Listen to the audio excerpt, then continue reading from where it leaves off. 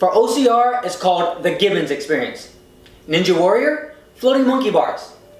But no matter what you call it, in this video, I'm going to teach you how to build it.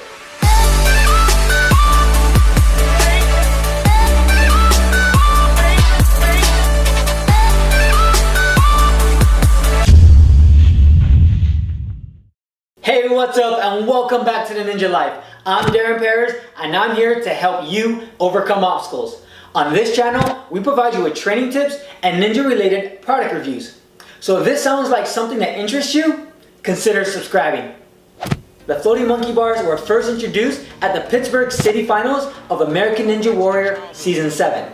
The pegs used to traverse are not fixed and they can spin. This creates an extra level of difficulty.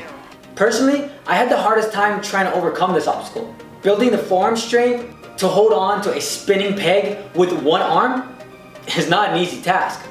But through repetition of the actual obstacle, gave me the strength and confidence I needed to overcome it. You ready to build some obstacles?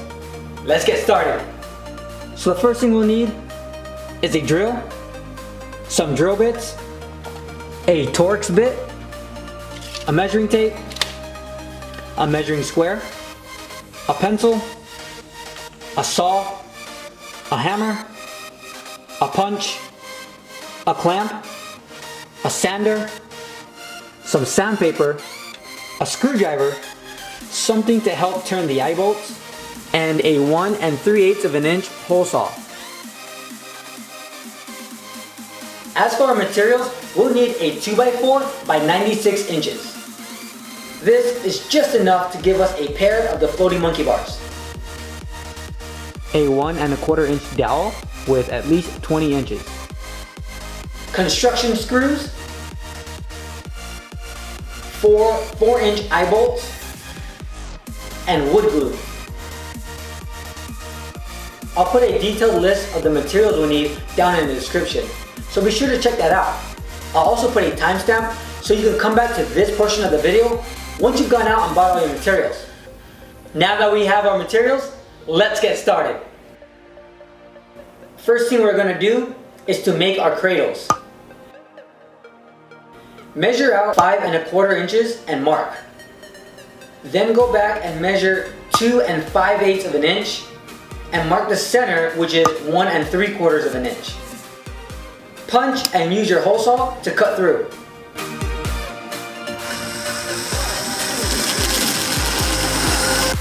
Next, cut right down the middle of your previously made hole. Then cut again at the 5 1/4 inch mark. Repeat steps for a second set of cradles.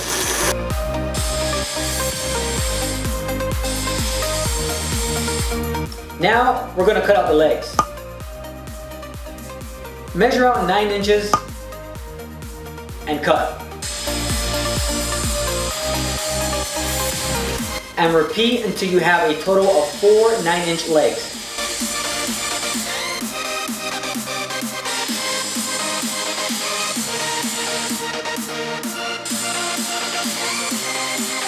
Now we're going to cut out the main body. Measure out 10 1/4 inch and cut. Repeat once more, totaling 2 cuts at this length. And for the top, measure out 13 1/2 inches and cut. Repeat once again, totaling 2 at this length. As always, don't forget to sand your lumber to avoid splinters.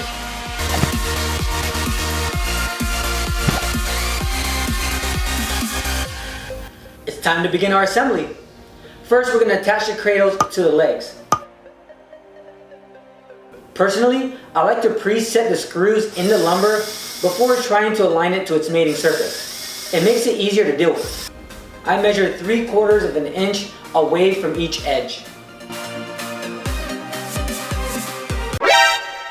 Be sure to drill pilot holes or you risk the possibility of cracking your cradles. Not fun. It's also helpful to create an L-shaped bracket using the other pieces of 2x4 and clamps. But ultimately, you're going to use 2 screws and some wood glue to attach the cradles to the legs. Do this for each leg. Now, we're going to attach the legs to the main body. Measure 3/4 of an inch from the top. Mark 1 inch from each side and punch.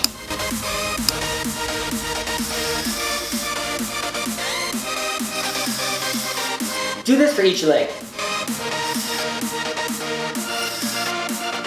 Then attach the legs to the main body.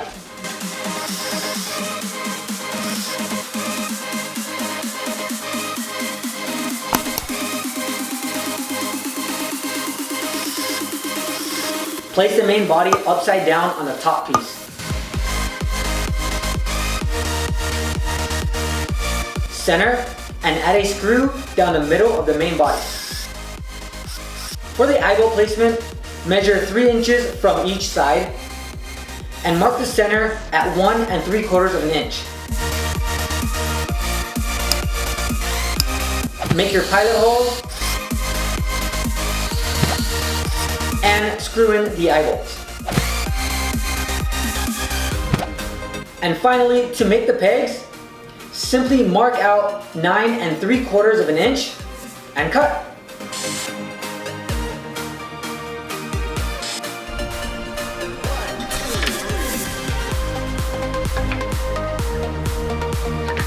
Congratulations, you just built your very own set of the floating monkey bars. Having these conveniently accessible will definitely take your training to the next level. Ninja Talk. When I first tried the floating monkey bars, it was not a pretty sight. Try after try, I just couldn't get it. It took me about 6 months until I was finally able to overcome this obstacle. What are some tips and tricks that you learned when training this obstacle? Definitely let me know your thoughts down in the comment section. Thank you for watching my video. Don't forget to subscribe, and for more DIY obstacles, check out our How to Build Ninja Warrior Obstacles series. Or you can check out more Ninja Life content here. Keep training hard. I hope to see you on the course, and I'll catch you guys next time on The Ninja Life.